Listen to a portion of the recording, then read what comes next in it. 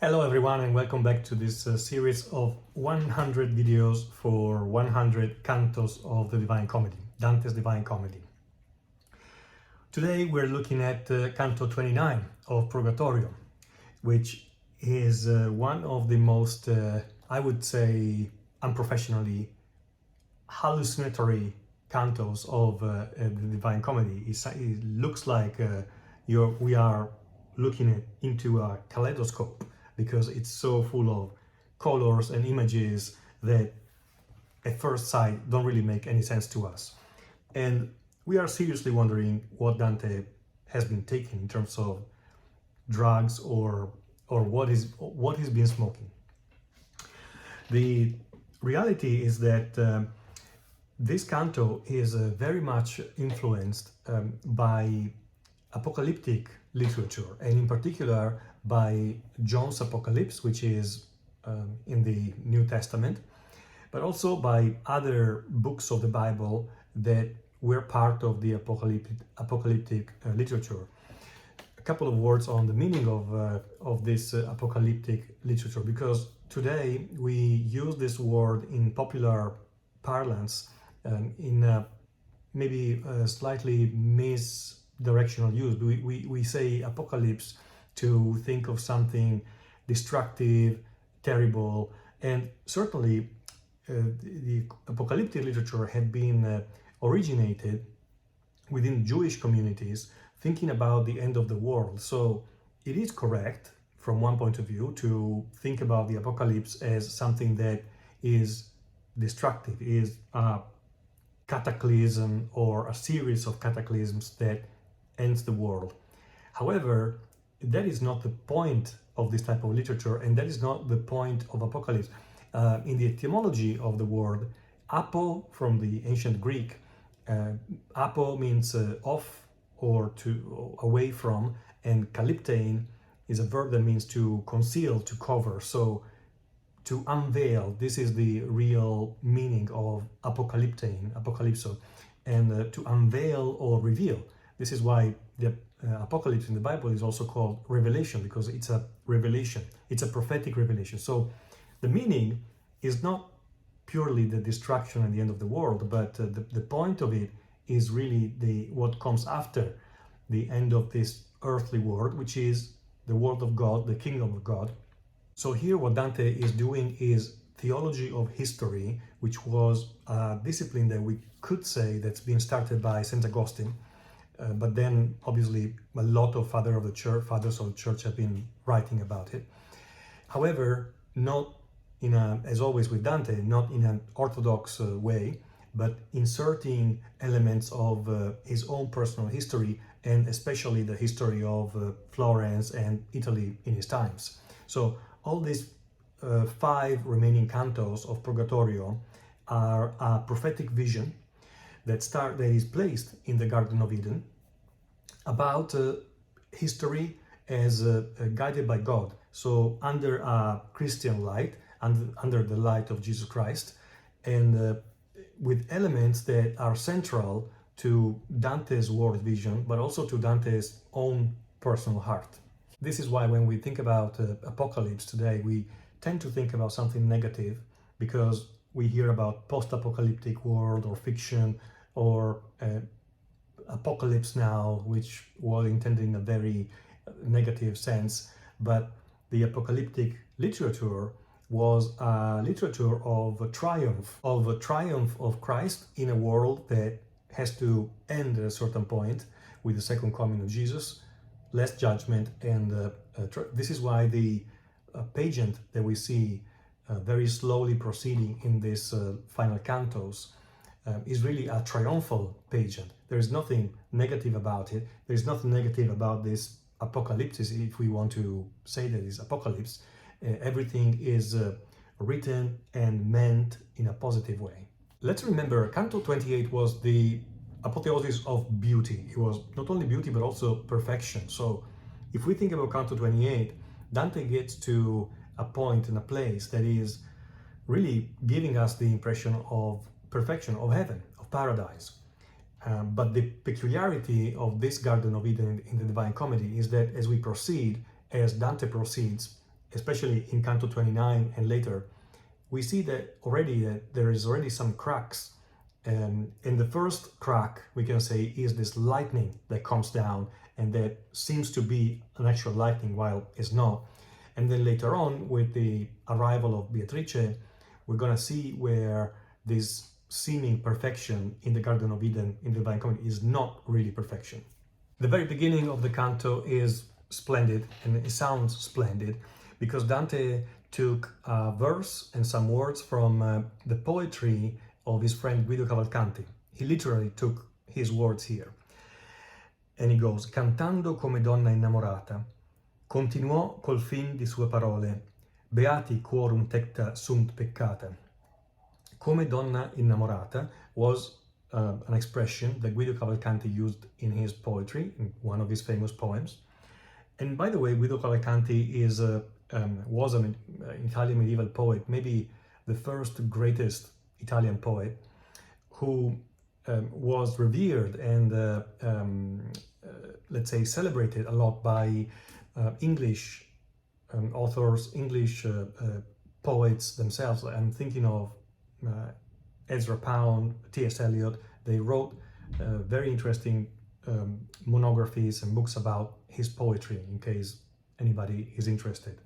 But in this case, we have Guido Cavalcanti quoted by Dante as somebody whose presence has been felt throughout the Divine Comedy, because obviously he had been one of Dante's best friends in his life.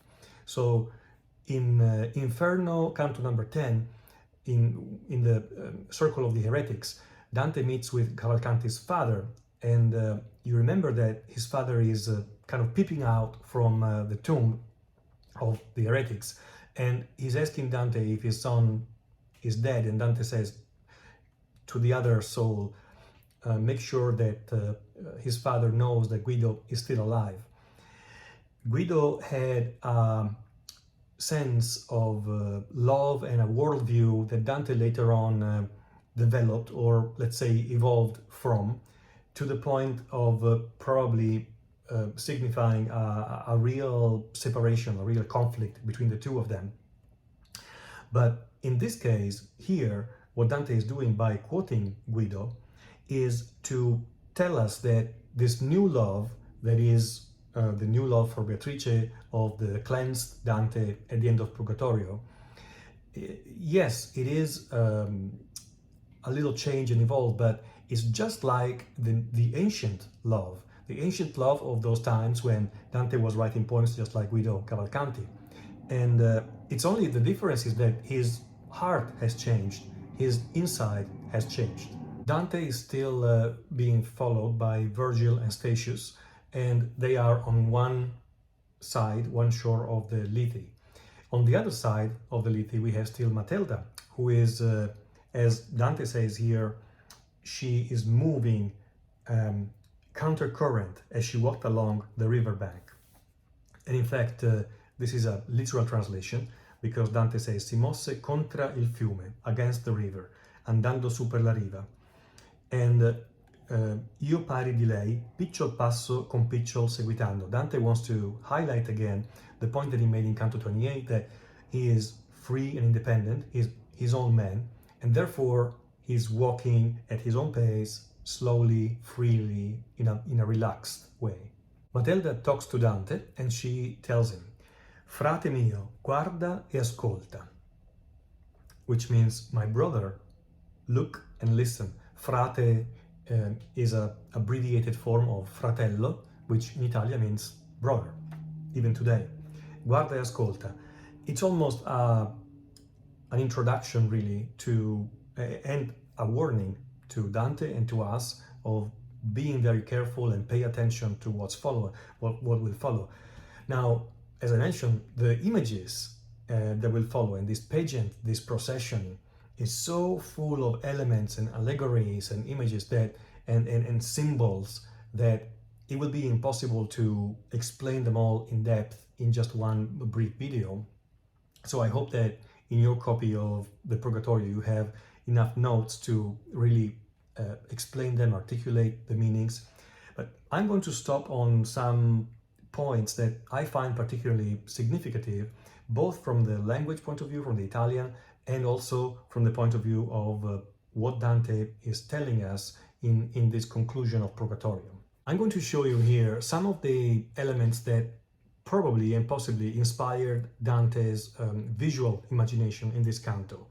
They've been highlighted as the mosaics of San Apollinare Nuovo in Ravenna, as other mosaics found in the crypt of the Duomo in Anagni, and also the miniatures of Gioacchino da Fiore. All these art, let's say, artistic works that we still have some proof, we still conserve today.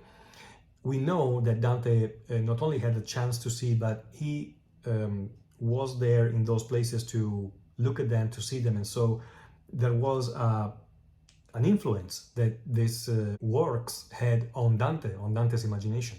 So Dante sees this lightning coming down, and at least it looks like a lightning to him, but instead of being only a moment, that huge and intense light remains and stays. He says, mi fai riprendere l'ardimento d'Eva. He is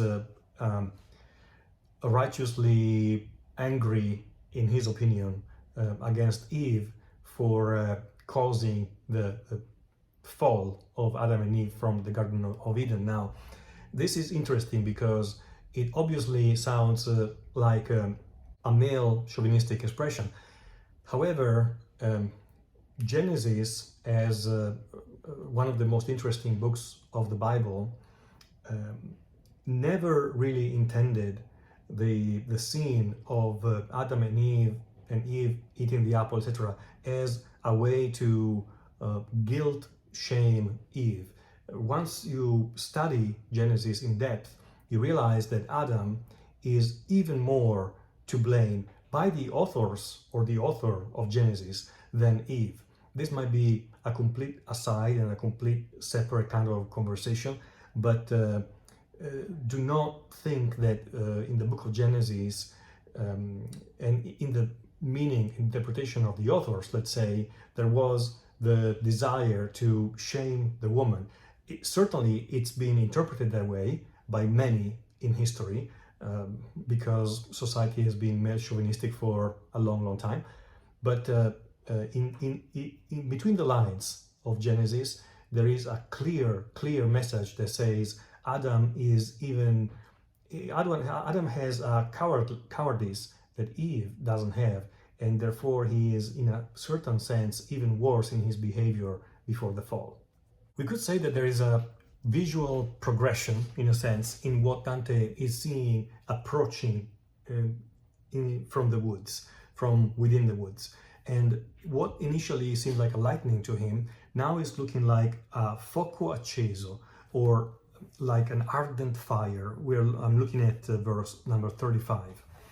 So from lightning to an ardent fire, to then later on is going to look like trees, or trees of light, and then later on it will reveal itself as 7 candelabra.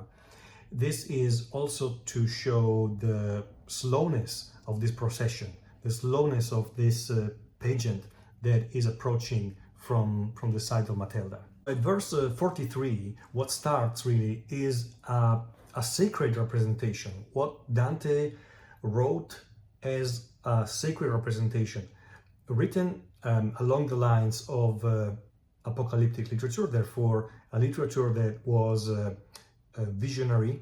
And the reason why the Apocalypse of John in this series of allegories is an old guy who is sleeping, it's because this is the mystic sleep. So there is a vision that he's having while he's sleeping. And Dante, by himself, as we know, the entire Divine Comedy, he intends it as a vision that is real, of something real that he saw and that actually happened to him. So he wants to give us this impression of reality despite everything. So from this moment, Dante can can understand what he's seeing, and he describes it. It's interesting how these voices are singing Hosanna. which is a celebration, praise towards Jesus Christ. Later on, we're going to have another song or praise, which is Benedicta at verse 85, and that's a hymn that's directed towards Mary, almost like a Hail Mary. But at the same time, in Dante, Benedicta can be directed towards Mary and also Beatrice at the same time. So what is Dante actually seeing on the other side of the river Lethe? He is seeing these 7 huge candelabra, and they're in gold. Gold is the color of the divine because was the most precious metal. These 7 candelabra represent the 7 gifts of the Spirit. They represent the divine. They represent the Spirit of God. And we know this already because a very similar image, if not the same image, is contained in John's Apocalypse. And in John's Apocalypse, John himself, the author, tells us this is the Spirit of God. In the 7, let's say, gifts of the Spirit that go back to in Isaiah in the Old Testament, and they were indicated as wisdom, intellect, counsel, fortitude, knowledge, piety, and fear of the Lord. Very interesting how Dante says at verse 52, di sopra fiammeggiava il bello arnese, più chiaro assai che luna, per sereno di mezzanotte nel suo mezzo mese.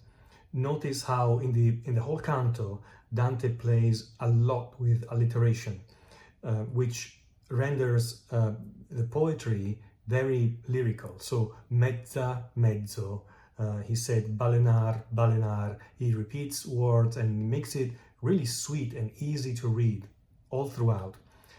He mentions the luna, the moon, particularly because even if it's day, because they are in the thickness of the woods, Dante is a little bit stunned by this vision, and so his gaze follows too much this candelabra, this big candelabra, and therefore Matilda is reprimanding him, and she says, perché pur ardi sì nell'affetto delle vive luci, e ciò che vien di retro allor non guardi? Why are you not looking at the things that are coming after these beautiful things? And so he turns his gaze and he sees a lot of people dressed in white, white being the color of faith for Christianity, for the Christian iconography. And this type of white is never seen, and it doesn't exist on earth. That's how splendid it is. And here he follows with two these are my favorite images in the entire canto. The first one is the water that is reflecting these flames and is reflecting all these golden reflexes, lights, colors, and the flames of the candelabra. And Dante is looking at the reflection in the river Lethe. Beautiful. L'acqua imprendea dal sinistro fianco, on his left side, because he's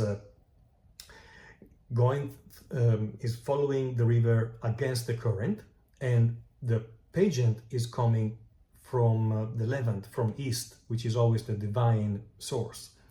And the second image that I really love is at verse 74, vidi le fiammelle andar davante, lasciando dietro a sé l'aria dipinto. This is almost unique and unheard of a 13th century, 14th century author and poet writing about something that smacks of photographic impression. He is, when you think about a photo, right, the fire or a little flame that leaves the impression as it moves. This is precisely what he's describing here. It happens also with our eyes, but it's just stunning how visually modern Dante constantly is. So these candle flames are moving forward, leaving the air behind them colored like the strokes of a painter brush might have described. And these streaks of colors in the air are almost forming a canopy above the entire scene in the colors of the rainbow. This is incredibly stunning. I wanted to make a quick note about verse 58 and 59, because Dante mentions there about this candelabra. They were moving very slowly. Tardi means very slowly. And che foran vinte da novelle spose. Mandelbaum translates that even brides, just wed, would move more quickly. Dante, in fact, is saying that these brides are, in fact, beating or defeating the candelabra. Even though everyone in Dante's times knew that the brides were moving very slowly, they were walking very slowly, we might think, when we read this, of the bride walking in church. But no, but Dante is actually referring to the itinerary that the bride would make from her house, paternal house, to the house of the groom. And this was a procession that the bride would make purposely in an extremely slow walk, in extremely slow fashion. This is what Dante is referring to. Also, by using this simile, Dante is introducing the theme of wedding, which is very important in all these final cantos of Purgatorio, because the church, which is at the center of all these images, has always been seen by Christianity as the bride of Christ. So there is another reason why he chooses this simile. These 24 Signori at verse 83 are found also in John's Apocalypse, as they are. Here Dante is particularly meaning the books of the Old Testament, the 24 books of the Old Testament, and they are in a color white, which is the color of faith. Then we see at verse 91-92 the symbols for the four evangelists, Mark, Matthew, Luke, and John.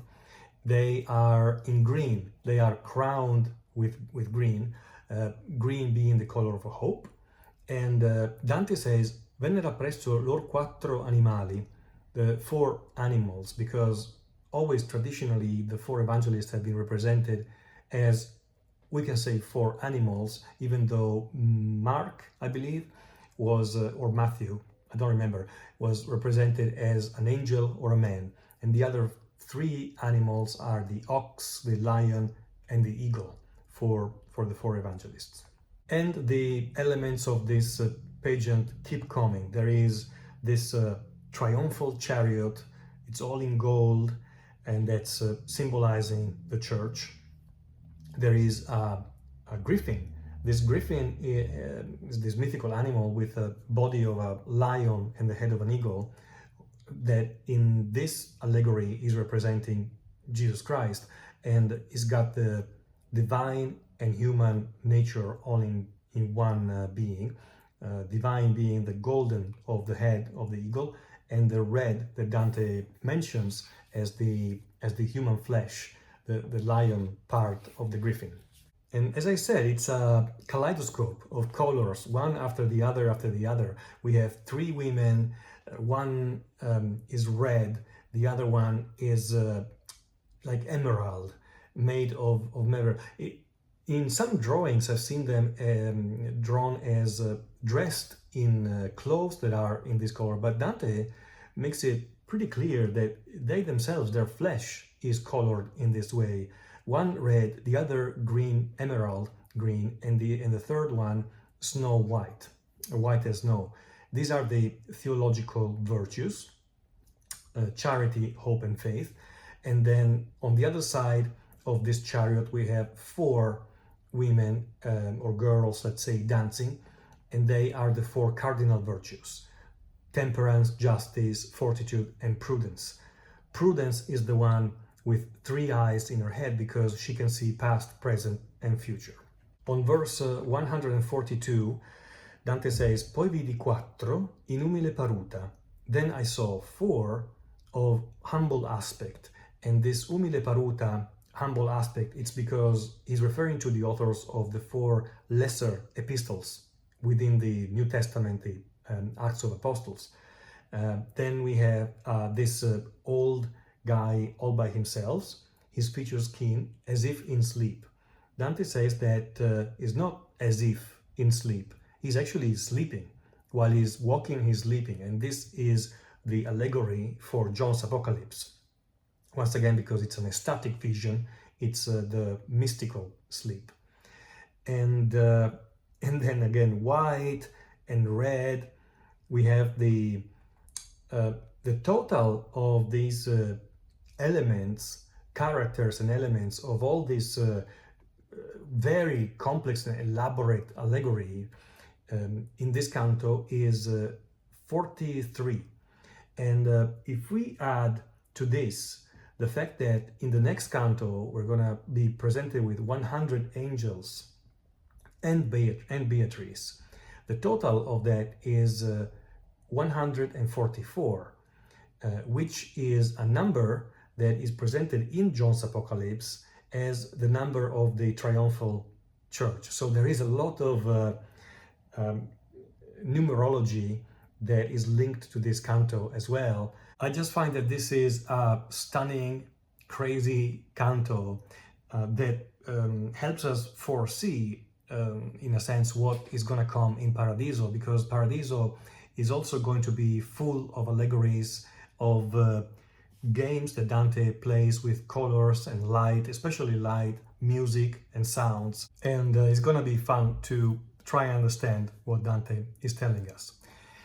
So for the next canto, canto number 30, I'm anticipating that we're going to have another treat, let's say, another fun way to better articulate and better understand the canto, thanks to another friend of mine, a Dante specialist, Italian Dante specialist, who will join me in commenting canto 30, and in particular the arrival of Beatrice. A very crucial, very important canto. So I'm excited. I can't wait for that particular video, and so stay tuned. For now, thank you for watching.